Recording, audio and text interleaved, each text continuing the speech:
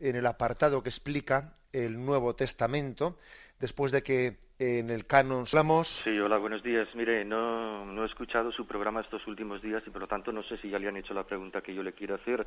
Es la siguiente: a su juicio, el asesinato de Bin Laden entraría dentro del principio de legítima defensa enunciado por el Catecismo de la Iglesia Católica. ¿Es un asesinato moral o inmoral teniendo en cuenta que es un agresor injusto? Muchas gracias. La verdad es que no me atrevería a entrar en esa cuestión directamente, porque yo creo que también nos faltan bastantes datos. Nos faltan bastantes datos. Uno siempre tiene la impresión de que en estas cosas a uno le cuentan un poco lo que conviene saber, lo que conviene saber. Ahora, a mí sí que me ha algunas reminiscencias cuando he visto la noticia. Bueno, pues sí que he recordado aquel momento en el que, si recordáis, cuando cayó la dictadura en Rumanía, de Ceausescu, y entonces existió, en la revolución se aplicó la pena de muerte a Ceausescu inmediatamente, por el temor de que si Ceausescu seguía en vida, pues sus soldados y sus policías de la Securitate iban a tener una especie de continuo acoso a la nueva democracia hasta que intentasen liberar de la cárcel a su dirigente Ceausescu, y por lo tanto pudo parecer, digo pudo, ¿no?, porque la Iglesia no se pronunció ante una cosa así tan concreta, ¿no?, que la ejecución de Ceausescu pues era casi inevitable para que el comunismo cayese en ese momento, ¿no? Y bueno, uno podía decir, bueno, la ejecución de Bin Laden era necesaria, o era una condición necesaria para que de esa manera no existiese una especie de presión del terrorismo internacional para intentar liberarlo a través de atentados, o amenaza de atentados, diciendo que o se mete, pues imaginémonos, no, pues un terrorista suicida diciendo o sueltan a Bin Laden o yo me estallo y me hago explotar dentro de... ¿Me explico? Quizás este tipo de riesgos últimos a los que me refiero, riesgos de suicidas que plantean unos auténticos pues envites con la presión de soltar, ¿no?, a un terrorista, podrían justificar pues una ejecución en vez de una toma de prisión y de un proceso normal, Y esto último quizás es que a mí se me escapan, o sea, no sé hasta qué punto ese tipo de situación puede justificar una ejecución en vez de una detención, que es lo normal, porque digamos que o sea, razones muy graves, morales, tienen que ser las que justifiquen pues que no se siga el procedimiento normal de detener, de juzgar, etcétera, en vez de directamente de ejecutar, Pero bueno, más o menos con el tipo de ejemplos que he puesto, yo creo que podemos entender qué tipo de circunstancias tienen que darse para que sea justificable una cosa así. Damos paso al siguiente oyente. Buenos días. Buenos días. Sí, le escuchamos. Adelante. Muy buenos días. Le hablo de Málaga. Mire, llevo tiempo intentando saber una pregunta acerca de la ubicación del Evangelio, de los evangelios primitivos, de los escritos realmente por los evangelistas. He preguntado a muchas personas y nadie me ha dicho exactamente dónde están ubicados. Yo quisiera saber si existen o si están en alguna parte. No sé si en la charla de hoy usted ya lo ha dicho. Bueno, solamente eso. Muchas gracias. Bien, entiendo que el oyente lo que está hablando es de los manuscritos, o sea, de los textos físicos. Vamos a ver. Nosotros prácticamente, o sea, no poseemos ningún manuscrito original, el primero que escribió San Mateo o San Marcos o San Juan o su escuela. No conservamos el primero, sino que conservamos copias de. Tened en cuenta que en aquel tiempo no había imprenta, sino que a la primera copia se hacía, al primer texto se le hacía una copia, otra copia, otra copia, otra copia, ¿no? Se hacían copias de copias, y entonces lo que poseemos son copias. Por ejemplo, el manuscrito sinaítico, el manuscrito vaticano, que están en distintas bibliotecas. Existen manuscritos del siglo II, existen manuscritos del siglo III, existen algunos antiquísimos, pero todos ellos son transcripciones, copias de los originales. Esto que igual a algún oyente le parece un poco raro, no es raro en absoluto.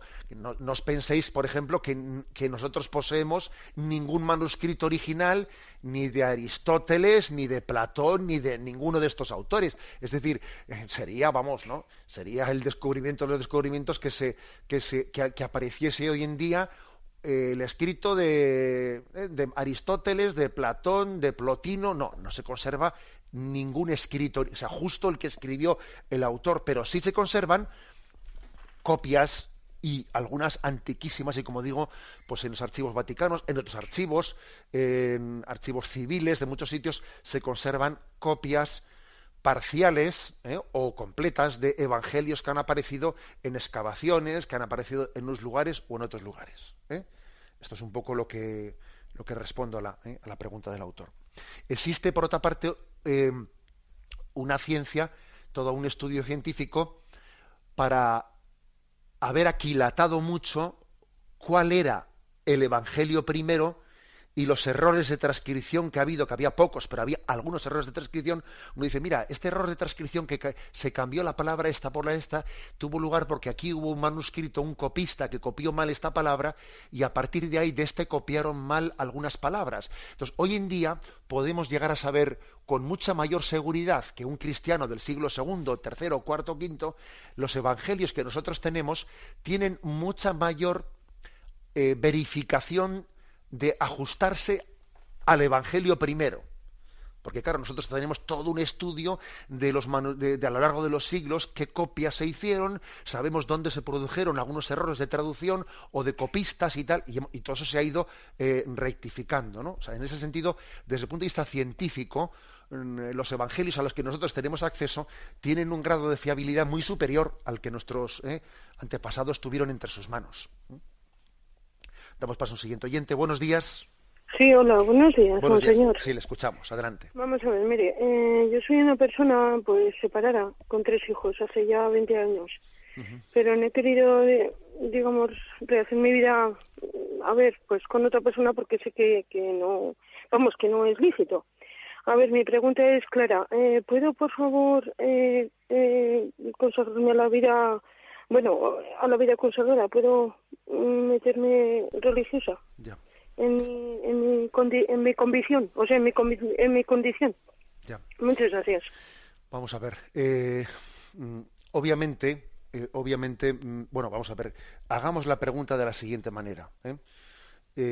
Una persona que está casada, usted está separada, pero bueno, aunque esté separada, sigue estando casada, aunque esté separada de su marido, etcétera, etcétera, y su marido, pues no sé qué tipo de vida llevará, pero hace poco hablaba yo con una persona que estaba separada y su marido pues estaba con un cáncer grave y ella estaba atendiéndole, a pesar de estar separada al marido, bueno, es decir, que hay situaciones de separación, digamos, que en el fondo pues pueden ser muy distintas de separación, pero la pregunta es, ¿puede una persona que está casada sin que su marido haya fallecido, puede entrar en la vida religiosa?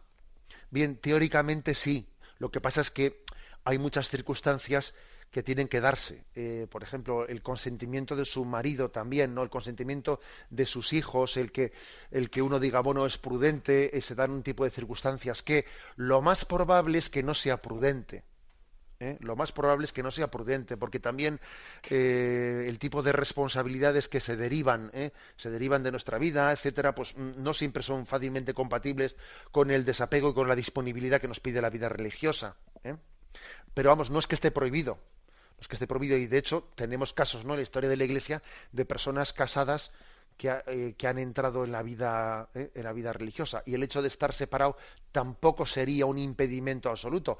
Ahora, también le digo lo siguiente, sin conocerle a usted personalmente, lo más probable es que sea imprudente, porque yo creo que suele haber en nosotros una tendencia, ¿cómo diría?, a soñar en otra situación en la que yo me había de santificar. Y nosotros, para santificarnos, tenemos que abrazar la situación presente, no soñar en un desideratum, ¿no? Que yo también me pongo en la situación de usted, que ha tenido una vida dura, etcétera, y usted puede pensar, si yo estuviese en esta otra circunstancia, ahí sí que me santificaría, ahí sí que... Y eso es una tentación. Es una tentación. La santificación consiste por abrazar la realidad de mi vida con sus circunstancias, con sus límites, decir, Señor, lo acepto y lo abrazo y te lo ofrezco. Ese es el camino de santificación. Tenemos el tiempo cumplido. Me despido con la bendición de Dios Todopoderoso. Padre, Hijo y Espíritu Santo. Alabado sea Jesucristo.